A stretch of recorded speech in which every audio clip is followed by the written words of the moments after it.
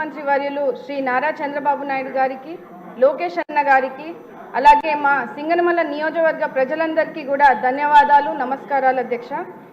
కూటమి ప్రభుత్వం ఏర్పడినప్పటి నుంచి రాష్ట్ర ప్రజలందరూ సంతోషంగా ఉన్నారు అధ్యక్ష. ఎందుకంటే ఎన్నడూ లేని విధంగా 2.94 లక్షల కోట్ల బడ్జెట్ను అన్ని వర్గాల ప్రజలకు కేటాయించడం పట్ల ప్రజలందరూ హర్షం వ్యక్తం చేస్తున్నారు. మన ముఖ్యమంత్రి వర్యులు నారా చంద్రబాబు నాయుడు గారు అంటే ఆంధ్ర రాష్ట్ర ప్రజలకు ఒక నమ్మకము, ఒక ధైర్యం అధ్యక్ష. ఆయన ప్రతి ఇంటికి ఒక పెద్ద కొడుకుగా రాష్ట్ర ప్రజలను ఆదుకుంటున్నారు అధ్యక్ష. అలాగే రాష్ట్ర ప్రజల కోసం పాదయాత్ర చేసి యువత భవిష్యత్తు కోసం అహర్నిశలు కష్టపడుతున్న లోకేష్ అన్న గారు మా లాంటి యువతకు ఆదర్శంగా నిలుస్తున్నారు అధ్యక్ష.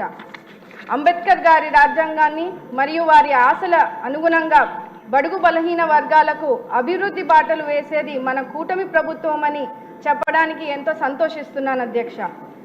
బడ్జెట్ కేటాయింపులో ఎస్సీ, ఎస్టీ, బీసీ, మైనారిటీ మరియు ముఖ్యంగా మహిళలకు పెద్దపీఠం వేస్తూ సంక్షేమానికి బడ్జెట్ కేటాయించడంలో బడుగు బలహీన వర్గాలు ప్రజలు కూటమి ప్రభుత్వాన్ని పై ఎంత చిత్తశుద్ధి ఉందో తెలుస్తోంది అధ్యక్ష.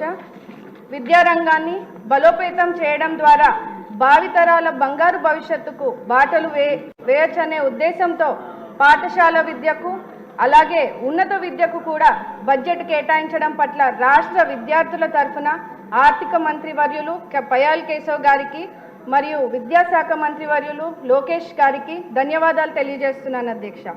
వైసీపీ హయాంలో 3,500 కోట్లు ఫీజు రియంబర్స్మెంట్లు బకాయిలు పెట్టి పేద విద్యార్థులను వేధింపులకు గురి చేశారు అధ్యక్ష. ఇప్పుడు ఆ బకాయిలు కూడా మన మంచి ప్రభుత్వం చెల్లించబోతోంది. దీని ద్వారా ఎంతో మంది పేద విద్యార్థులకు మంచి జరుగుతుంది అధ్యక్ష. అనంతపురం జిల్లా మా సింగనమల నియోజకవర్గంలో ప్రజలు ఎక్కువ శాతం వ్యవసాయం మీద ఆధారపడతారు అధ్యక్ష. దశాబ్దాల కాలం నుంచి నియోజకవర్గంలో త్రాగునీరు, సాగునీరు సమస్య ఎక్కువగా ఉంది అధ్యక్ష. ముఖ్యంగా గండికోట నుంచి పుట్లూరు వయా సుబ్రాయన్ సాగర్ ఎత్తిపోతల పథకం ద్వారా గండికోట నుంచి సుబ్రాయన్ సాగర్ వరకు డిపిఆర్ తయారుగా ఉంది అధ్యక్ష. అది ప్రస్తుతం ఆర్థిక శాఖ క్లియరెన్స్లో ఉన్నది. ఈ పథకం వలన దాదాపు 35,000 ఎకరాలకు సాగు చేసుకునే అవకాశం ఉంటుంది అధ్యక్ష. మా సింగనమల నియోజకవర్గంలో పుట్లూరు, ఎల్లనూరు మండలంలో గ్రామాలకు తాగునీరు సమస్య తీరుతుంది అధ్యక్ష. అలాగే అనేక వాటర్ స్కీమ్స్ ఉన్నప్పటికీ కూడా మా నియోజకవర్గంలో కనీసం తాగడానికి కూడా నీళ్లు లేని పరిస్థితిని ప్రజలు ఇబ్బంది పడుతున్నారు అధ్యక్ష. తగు మౌలిక సదుపాయాల కోసం అదనపు బడ్జెట్ని కేటాయించవలసిందిగా కోరుతూ, అదేవిధంగా మా నియోజకవర్గంలో సింగనమల మండలం రాచేపల్లి పంచాయతీలో లిడ్ క్యాప్ కి సంబంధించినటువంటి లెదర్ ఫ్యాక్టరీ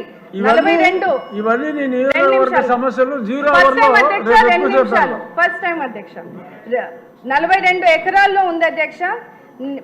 కానీ నిధులు కేటాయించలేక ఆ ఫ్యాక్టరీ గత ప్రభుత్వం మూసివేయడం జరిగింది. ఆ ఫ్యాక్టరీని తిరిగి ప్రారంభిస్తే సుమారు 3,000 ఎస్సీ కుటుంబాలకు ఉపాధి కలుగుతుంది అధ్యక్ష. కావున ఫ్యాక్టరీపై దృష్టి సారించి నిధులు కేటాయించవలసిందిగా కోరుతూ, అదేవిధంగా బీసీ, ఎస్టీ స్కూల్స్ అండ్ హాస్టల్స్కు సరైన మౌలిక సదుపాయాలు లేవు అధ్యక్ష. ఎందుకంటే అక్కడ కనీసం వాటర్ ఫెసిలిటీస్, కరెంట్ ఫెసిలిటీస్ లేక పిల్లలు ఇబ్బంది పడుతున్నప్పటికీ తల్లిదండ్రులు బడులకు పంపించేందుకు కూడా మా పిల్లలను బడులను కూడా పంపించట్లేదు అధ్యక్ష. ముఖ్యంగా ఆడపిల్లలను చిన్న వయసులోనే పెళ్లిళ్ళు చేస్తున్నారు అధ్యక్ష. అందుకనే స్కూల్స్ అండ్ హాస్టల్స్కి మౌలిక సదుపాయాలు అందించాలని సంబంధిత మంత్రివర్యులను కోరుతున్నాను అధ్యక్ష.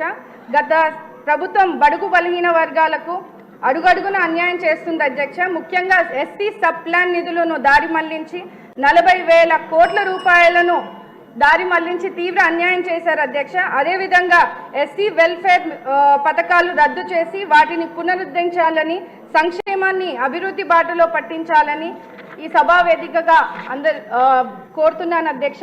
ఇప్పటికే కొన్ని పథకాలను పునరుద్ధరించారు. వాటిలో విదేశీ విద్య వంటి పథకాలు బడుగు బలహీన వర్గాలకు విద్యార్థులకు మంచి జరుగుతుంది అధ్యక్ష. ఈ విద్యార్థుల ఉన్నతి కోసం కూటమి ప్రభుత్వం కృషి చేయడం ఎంతో సంతోషిస్తున్నాం అధ్యక్ష. అదేవిధంగా బడుగు బలహీన వర్గాల సంక్షేమం కోసం బడ్జెట్లో అధిక ప్రాధాన్యత ఇస్తూ ఆర్థికంగా, సామాజికంగా, విద్యా వైద్య రంగాల్లో చేయూతనిచ్చే విధంగా ఎస్సీ వెల్ఫేర్ నిధులు కేటాయించడాన్ని ఆనందిస్తున్నాం అధ్యక్ష. ఎన్ని అవాంతరాలు ఎదురైనా వెనుతిరగకుండా ముందుకు సాగుతున్నటువంటి లక్ష్యంగా బడ్జెట్ను రూపొందించారు. మా పరిస్థితులను అర్థం చేసుకొని మా జిల్లా మంత్రి వర్యులు పయ్యావుల కేశవ్ గారు మా వెనుకబడిన నియోజకవర్గంపై కొంచెం దృష్టి సారించి అదనపు నిధులు కేటాయించవలసిందిగా కోరుతూ ఆంధ్రప్రదేశ్ ను పునర్నిర్మించి మళ్లీ ఇండియాలోనే నెంబర్ 1 రాష్ట్రంగా నిలిపే లక్ష్యంలో కృషి చేస్తున్నటువంటి మన ముఖ్యమంత్రి వర్యులు నారా చంద్రబాబు నాయుడు గారికి, డిప్యూటీ సీఎం పవన్ కళ్యాణ్ గారికి, ప్రధానమంత్రి నరేంద్ర మోడీ గారికి మనస్ఫూర్తిగా కృతజ్ఞతలు తెలియజేస్తున్నాను. నాకు అవకాశం ఇచ్చినటువంటి ఆనరబుల్ డిప్యూటీ స్పీకర్ గారికి ధన్యవాదాలు అధ్యక్ష. జై భీమ్.